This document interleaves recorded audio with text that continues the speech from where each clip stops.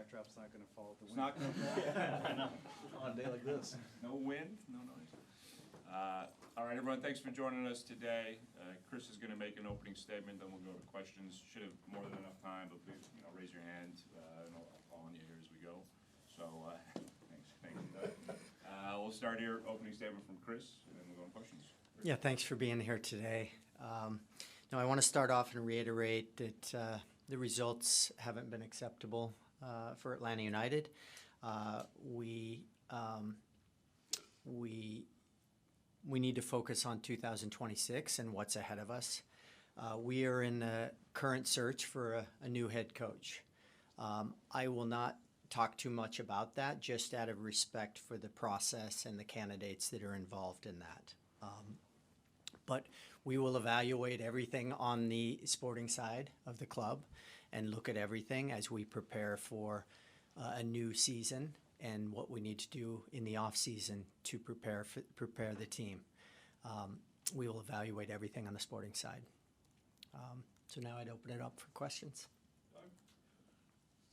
This is kind of a package question, but you'll understand the point. Do you feel that the franchise failed Ronnie? If so, in what ways, and what did you learn that you can apply to help the next manager and players? Yeah, Doug, it's a really good question. I think as we talked about during the year, there wasn't a single thing. It was a collective of, why we didn't have success, whether it was injuries, whether it was player performance, whether it was coaching, whether it was scouting. I think we all play a part in where we were with 5 wins during the regular season. I think Ronnie and I came at the same time in January. I think the group as a new coaching staff, a bunch of new players trying to get things going. Some players had good beginnings and then faded. And I think sometimes it's difficult in a new league coming as a coach into a new league that you'd been in and then you've been years away. And trying to figure out like all the details and all the pieces that are together and getting everyone to flow. And what did you learn that you are going to apply to the next guy or girl?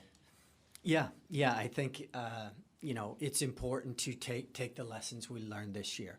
Some of that is how do we get our players to adjust coming from Europe? If those players are coming from a season, understanding that normally in May they would have a break, or they're coming off of 18 straight months. How can we balance the minutes of players? How can we balance the training loads of players? I also think it's very hot here in the middle of the summer. How can we adjust some of those loads in how we train? And that goes into our performance department and how they are working with the coaching staff and collaborating and measuring player loads. Danelle, then Felipe. Chris, hi. If you could talk directly to the fan base, what would you tell them? Earlier you said that it wasn't the kind of season that you wanted, which obviously it's not. If you could talk directly to the fan base, one of the best in the league, what would you kind of tell them about this year? Yeah, I would say we're a big club, Atlanta United. We have a tremendous following. Our fans are incredible, the support we have. I feel like the players in this organization have a really close connection with our fans. We saw that with the support throughout the year, even when we weren't getting results.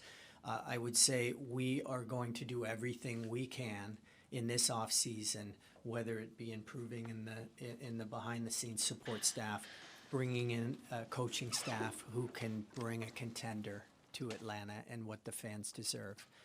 We have tremendous support from Arthur Blank and our ownership group, and we need to take advantage of that and make sure that we are a successful club. Okay, and Harry. Hey, Felipe. How are you? You mentioned the reevaluation of the sporting department. What will that entail? And the context here is that before you were the CSO, that was something that was discussed routinely at the end of different seasons, and the results haven't changed. So, what will it entail this time with you in charge? Yeah, there's a lot that goes into it. First, when we land on our coaching staff, that collaboration needs to be worked on immediately, and very important how each department works to support the coaches and the players. And our job behind the scenes is to support and give everything we can to help the group have success. We'll look at, I'll start with recruitment. In recruitment, we're going to add some scouts to our group. We lost Jamie Henderson, who had a great opportunity. We're going to replace that position. We will also improve our international recruitment and look to add some pieces there, so we have people in market who are watching 30, 40 games a month, doing reports, looking at players. I think that's very important. We're also looking with Dave Tenney's department how we can improve medical and performance. He's been at, in the NBA. He's worked at clubs throughout MLS. I think he's one of the best in the business. And what we can do to maximize that, maximize our performance, our health, making sure we are fit and ready to go at the start of the season. Henry and Sam. Good morning, Chris. Morning. With Brad retiring, have you seen enough from Jaden Hibbert for him to earn that #1 shirt going into 2026? Yeah, first, congratulations to Brad. What an amazing career. We hope to have him around the organization daily. He's just such a positive person to have in the building.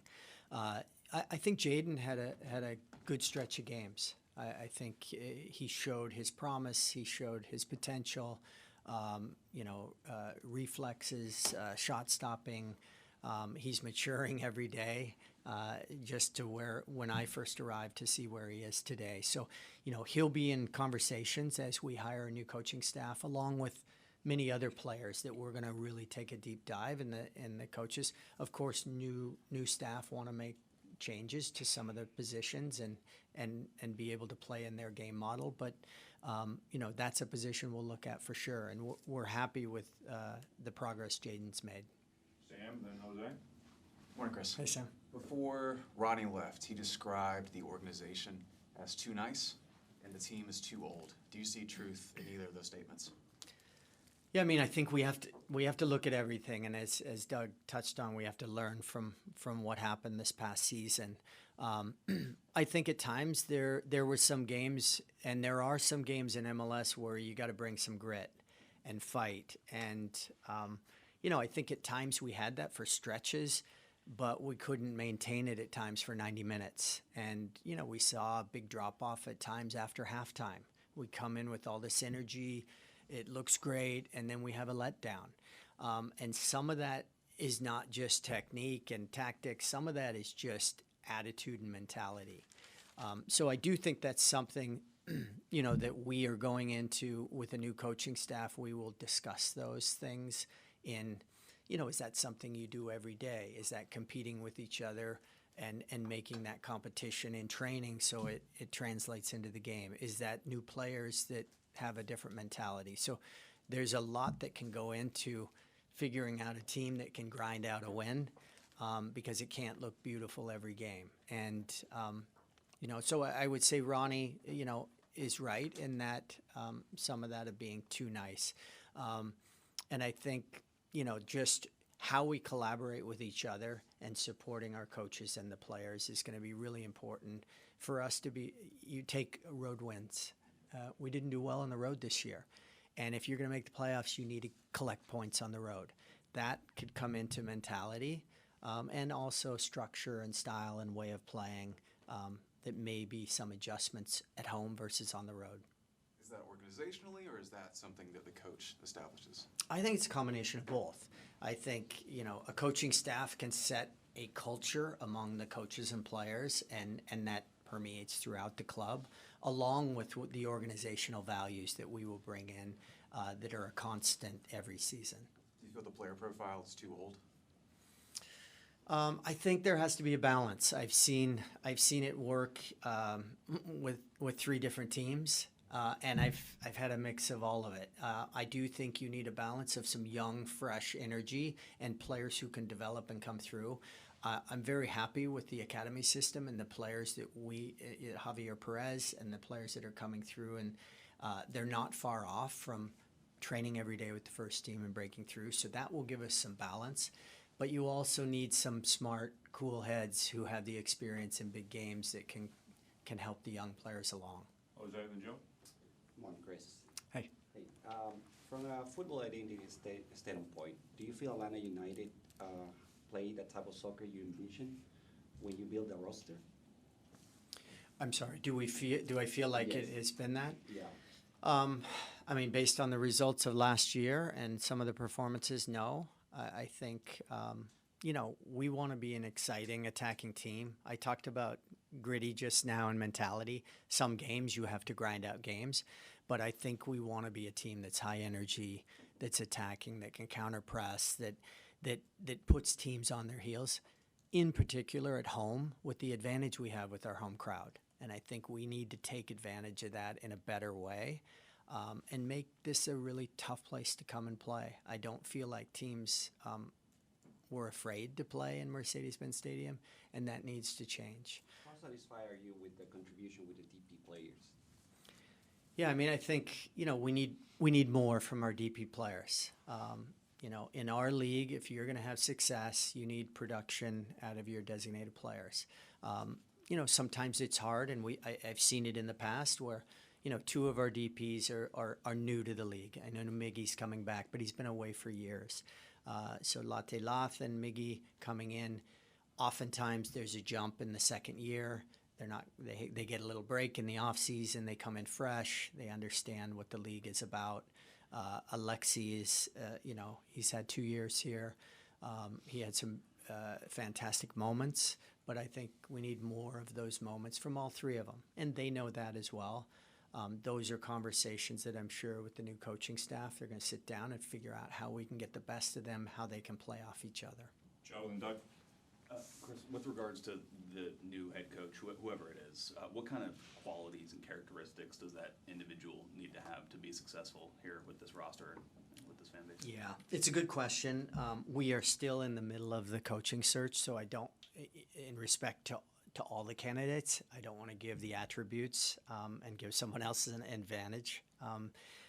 But what I can say is we want a coach who will come in and bring Atlanta United to a higher level every single day.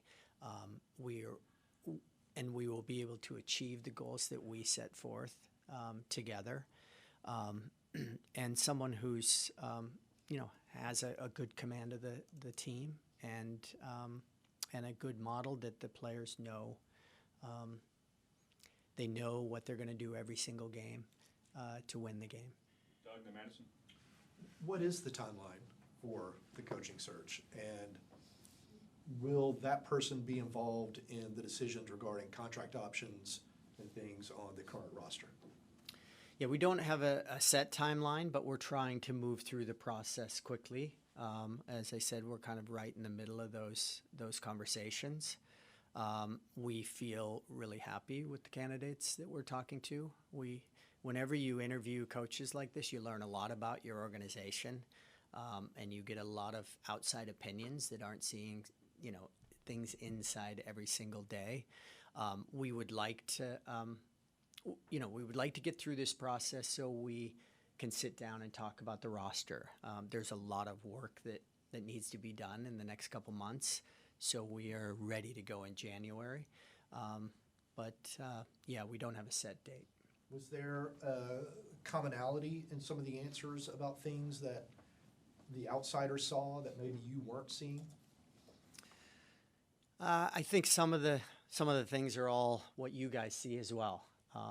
And things that maybe were lacking during the season, things that I think the new coach could improve with the team. And some of that is just based on, not seeing the players, knowing the players every day in training. It's more just what they saw from the outside, looking at video and taking a deeper dive into the team. But, cohesion. I think figuring out how we can play the best together, what's the best formation for the team, and what is the vision for how we can improve the team. So those are the types of conversations that we're having. Madison and Bailey? Good morning, Chris, as well. I was curious as well, with the obviously new head coach coming in, are we going to see some of the turnover from the coaching staff originally too, with Kenny and with Matt as well? Are they also going to stay involved as well, or is it going to be completely new? Yeah, good question.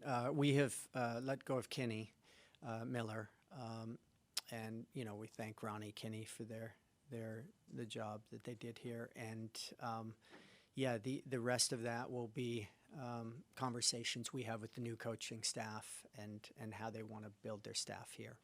So Robinson is still on staff? Right. Yeah. Okay. Bailey, then Jason?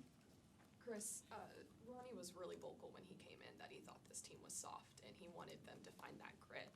I'm curious, as the season went on, how receptive you thought the players were to Ronnie and his coaching style, and what gives you the hope that you're not concerned about that being a continuous issue with whoever comes in. Yeah, I mean, I tell the guys on the team, like, this is the only time this group will be together, because every single year you have new players, changes that happen, and you have to maximize the year you have together and these relationships. And when you have winning seasons and everything goes great, you remember it the rest of your life. And so I think that some of when you put a group together, you have to figure out all of these puzzle pieces with the salary cap, on the field, off the field, how those come together. Sometimes it's not easy, but the teams that are able to maximize that, whether it's players who have grit, players that have strong mentality, players that are super technical, how you build the team, who you build the team around, those are all questions of the coach to figure out on a daily basis. There are some things that happen every single day where you're competing with each other on the field, where you're working over and over in repetition of ideas, how you are in your own box, how you are in the attacking box, how you can beat teams, players, decision making. All of that comes into the daily training and how you work the team. So these are some of the things that we're talking to coaches about that we can translate into 26. Jason and Felipe? As you figure out these next steps with you and Demetrios and Skate right now on this side, what is the kind of support you're getting from ownership and from Rich McKay in guiding the process? Yeah, good question. Skate, Demetrius, and myself, we report directly to Rich McKay. It's been for the last few months as we've been in charge of the sporting department and actually the entire organization. The communication's been ongoing. Really supportive. The same, I would say the same with ownership. Josh has been very involved, and they have the same goals we do. We're aligned in how we can make sure we're competitive every single game next season. So, we will continue to have that communication back and forth and make sure we're taking the right steps to move forward. Felipe and then Reggie? Do you feel like time is on your side in turning this around? Yeah, obviously, you still have to hire a coach. They have to get their staff in. In terms of flipping the roster, if that's going to take place, is there time to do that and then to turn around a team that almost finished last? Like, are you concerned about the timetable at this moment right now? Yeah, as far as the time, I feel like, depending how fast this process can go and getting through the coaching interviews and the final decision, if that can happen in a timely fashion, I think it gives us enough time. We have a pretty good runway for planning, for looking at not only the drafts coming up. There's free agency, there's reentry, there's the super draft. There's a lot of opportunities to improve our team. Obviously, after MLS Cup, there'll be opportunities to make trades. So there will be time to work with the staff, figure out the right pieces to put in place. I go back to my last team. We had a coaching change in the middle of the season, but we made 7 or 8 acquisitions in the middle of the summer. So I've seen it before, and I think if you're very smart in the way that you change the players, you can really improve the roster. Reggie and Henry? Chris back here, just to kind of build on that. How drastic do you see the changes kind of being, and how much is that on you, and how much is that on the new coach that you try to bring in? Yeah, I think the changes will be a combination and work with recruitment and the coaching staff. Yeah, we're evaluating every position, and sometimes you have to move players either for cap reasons or just to be able to bring in value for the next acquisition. So those are the things we have to really take a deep look at, and how we can piece together complementary pieces on the field. Players who are going to make the other player better, players who are going to improve everyone around them to get results. And it's a team sport. You have your DPs and TAM players, and it may be homegrowns and rookies who are coming through that can contribute in the next year. So you don't know where that's going to come from, and you have to look at every single category on the roster. Henry, then Doug. The summer was focused on the spine of the team. What areas of the field are you looking to reinforce in this window? I mean, those will be conversations with the new coaching staff. We feel like we addressed some big issues in just getting stability by adding the center backs in the summer window. And then we added Alzate in front of them. So those are 3 new players who are going to now, they understand the league in a different way. They've traveled. They realize that, there's a lot of different things, time zone changes, climates, altitude, other factors that are in MLS. You go through 10 to 12 games like that, and you realize, okay, I know what to expect coming in for preseason. Having a full preseason with a new team and new coaches is really important for players who are coming into the league. So I feel like we had some of those adjustments. Obviously, Jaden and the goalkeeper, we need to add some goalkeepers into the mix with Brad retiring. So that's another position up the spine. And then it's how we can get, the new players really new to the league, Miggy again and Latte Loth, get them going with a full preseason and energy to prove something. I like to have a team that has something to prove, and I think everyone who comes back next year to this team has something to prove based on what we lived through in 2025. Doug and Sam. This will be 3 quick ones for you. Is Jonathan Spector, is he retained? Jonathan Spector is with us as Director of Recruitment. Okay. Have y'all decided on a position with Brad? He said y'all were talking about something. Yeah, we're sitting down and talking about, I think Brad is going to have many opportunities come his way. We had Casey Keller retire in Seattle, and there's a lot of similarities to, how well they did in their career, how good they are in media. But Brad has an intention to be in a front office, so we will work through, each department. He can learn the league rules. He can learn how the processes work in each of the departments at the club. So I'm looking forward to having him. He's such a positive influence in this building. He knows the players. So we're excited to keep him around. And when Garth took his first leave of absence, when we spoke with you in August, I think it was, he said that he was still somewhat involved in decision-making. Y'all were bouncing things off of him. Now in his second leave of absence, is he involved at all, or is it totally in-house now? Yeah, I think with Garth, it is his time now to fully focus on his health. So he will be focused on getting 100% recovered, and the organization will support him in focusing on that completely. Sam the Madison. A couple from me. Will Alexi, Latte Lot, and Miguel be Atlanta Knights DPs in 2026? Will be the next DPs. Will they be the DPs? Yeah, they'll be our DPs as we start into 2026. 2 or 3? Sorry? You said 2 DPs? No, they will be our next They'll- DPs okay, as gotcha. we go into 2026, yes. In recent years, the club has shied away from U22s. You do have the 2 open spots. Will those be utilized, and is there a particular profile of player you might look for in those spots? Yeah, I think it is a position that a category that we're gonna look at for next year.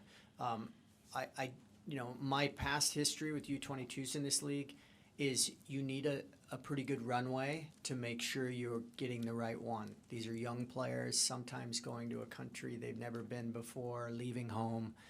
You need to really support those DPs and getting the right ones who can contribute right away.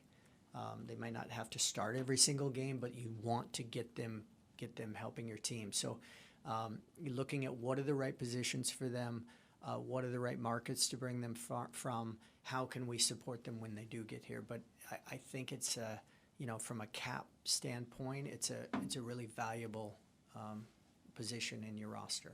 Gonna wrap up here soon, Madison and Joe. How important is it for you that the new head coach implements the academy players as well as the homegrowns within the first team when they're ready and able to? Yeah, I mean, having homegrowns and utilizing the academy, we're investing in that every year. Arthur Blank and the club is investing in that, and we have done really well recently. The academy is doing well against traditional top academies in MLS. So we think we're in a really good position, and there is some really good players coming through that we want to make sure that we have an IDP coach who's working with them, and we have a plan for them, and we are also not blocking their pathway to come into the first team. I think that's really important. And knowing exactly when the right time for that person to come in, sometimes you are thrown into it because of injuries and other things, and then you realize what a gem you have in your roster. Joe, then Jason. Chris, I'm sure there was more expected from the big time acquisitions that happened last year with all the investment that went into the attack. And I just wanted to ask you for just some kind of tactical analysis as to why you feel like those players were not able to perform, both individually but also kind of cohesively as part of a team attack. Yeah, I think you start with Latte Lath. I think he started out very well, and I think some of that, how many games he had played straight, coming straight from Europe, I think that some of that fatigue started to show, and it when he would normally take a break in May, there was no break, and it was actually a heavy load of games, and so I think that is oftentimes you see that with players from Europe coming for the first time. I think Miguel, he gives everything every game. The effort he gives, and understanding like how he can impact games. I think looking at him, how we can get him in the most dangerous positions. Can we get him closer to goal? Some of that goes into, can we keep the ball better in the other team's attack, and can we get Manu, can we get Miggy and Alexi in more dangerous positions? So I think some of that comes down to the way we're playing, the way we can keep possession and control some games, the way we can break down teams. Alexi's technique is as good as any player in this league. He can split passes, he can see things, he can get out of things on his own. But we need also the combinations around. All of those three need help around them as well. So how can we maximize improving the talent around those three to get them in better positions to score and assist? Last two, Jason, Jose. I've got two real quick, Chris. The first one, how is the process for you? And I know the calendar is different from your previous experience, but helping first Brian Schmetzer get settled in Seattle and then helping Tata Martino get settled in Miami, how have you kind of learned how to help a new coach get settled into an organization? Yeah, the first one with Schmetzer, I don't think he needed help getting settled in Seattle. Just that's his town, and he lives and breathes the Sounders. So I think the culture and everything he brought just continued. But first time in MLS as a head coach, he had been a head coach in previous years. So maybe there's a few nuances there. Tata Martino had coached in the league before, but it was about building trust early with a new coach and making sure they knew that everything behind him is to support what they need to do on the field. And how can you work together to maximize a season or multiple seasons together? So I do think it's about building trust. It's about showing the work and the processes that are behind the scenes. And I feel like this club, more than any club I've worked with, has really good processes and preparing for each year and each game. And then it's a matter of how we can translate that onto the field. But having a new coaching staff come in, one, it's exciting because it's new beginnings. You get new energy, and it's about how we can balance that energy off each other and everyone in the building. Jose, and then we'll wrap on Doug. I had one more, Chris. Sorry, just go ahead. How has this past season kind of changed the way that you see building a team in this league? Yeah, I mean, I have to say, in 30 seasons in this league, it was the hardest season I've ever had. It's not fun to lose games, and I think I look at the lessons from this year. Many games we were tight. There, and in this league, there's subtle things that can happen in a game. It's one play sometimes. It's a call against you that can happen. There's little things that can happen that can make the difference between a good season and a poor season. And I realize that confidence is so important among a group of players. And sometimes you're in seasons and the forwards are miskicking balls and everything's going in. And you don't know why. And you got to ride that as long as you can. And then there's other times where you feel like it's all against you. So I think it's working with players in a belief in themselves. And many times that goes into a system that they believe in and playing in each of their positions, knowing what their roles are, being very specific that in these instances, these are your options that you have. And that is over time, and it's a belief. So, the best teams that I've been part of as a player and coach and management have been teams that have a really strong bond with each other on and off the field.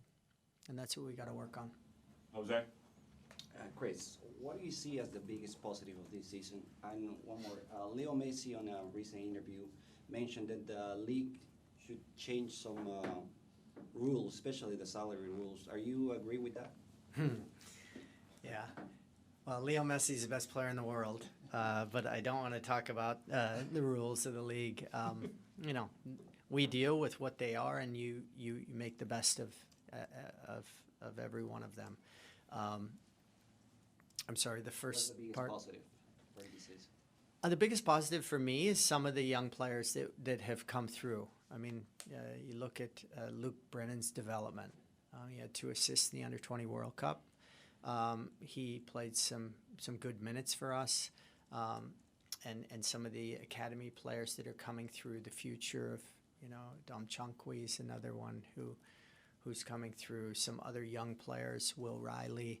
I think you look at the academy and some of those, that excites me because it's the future of this club. And it will help us to bring those players through and balance with the veteran players that we have. So we ended the season. I'm really excited to get started again. I know the team is out here training until November 7th to make sure that we're fit and they know what we're going to do next year and what the goals are for the club, and that they come back ready in January. All right, let's wrap it with Doug and Joe. Can you say how many interviewees there are for the managerial job? Yeah, I would say it's let's say half a dozen